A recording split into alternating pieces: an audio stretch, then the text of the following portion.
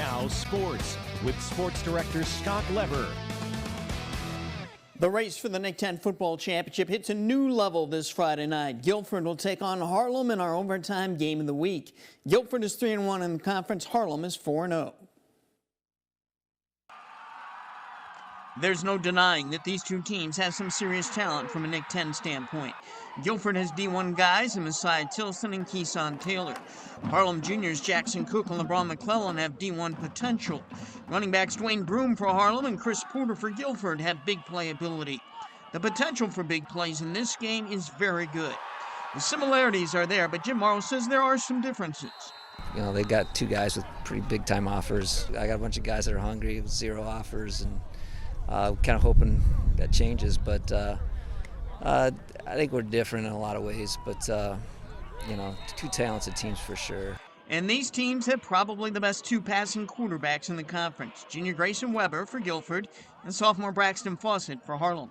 How ready do you feel for this opportunity and this challenge to perform in a really big situation? I think I'm pretty well prepared. I mean, the team has definitely helped a lot this year. The coaching staff, you know, it's made it a lot easier on me, kind of settling into the faster paced play and stuff. So I feel like I've been improving a lot. You know, there's a lot of things that I can do better, a lot of things I got to fix, but I think by myself I've helped my team out. I've done my job. Guilford came up short in a big game in Week 1 at Belvedere North, but the Vikings showed last week against Hononegah that they can win big games. But Harlem will put a lot more offensive firepower up against Guilford's defense this week. They do a great job of staying balanced within their pass strength and their run strength. Harlem's defense will also be challenged like never before this season by Guilford's offensive weapons. It's pretty challenging, but this is a family, and we're going to do family things, so we're going to come together and we're going to do our best. Harlem's defense has been outstanding so far. Through 4 games, the defense has given up less than 4.5 points per game. The Huskies are strong from the front to the secondary.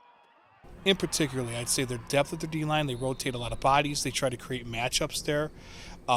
They're versatile in their fronts. They run a 3-3 and a 4-2 that we've seen on film. Obviously, they have a really good defensive back core with LeBron and Jackson Cook and then Caleb. So that's definitely something to look out for. Guilford's defense has also been impressive. Last week it held Hononegah to a field goal.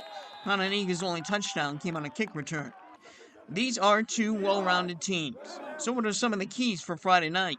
Capriati says one key for his Vikings is to establish a run game to slow down Harlem's speedy defensive front.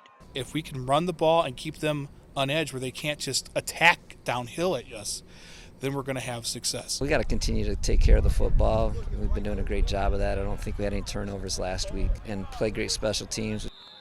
We will, of course, have highlights of this game and more Friday night on Overtime. Now, once again this week, Overtime will be shown on WTVO at 11 p.m. That's 11 p.m. sharp, right after an expanded version of Eyewitness News.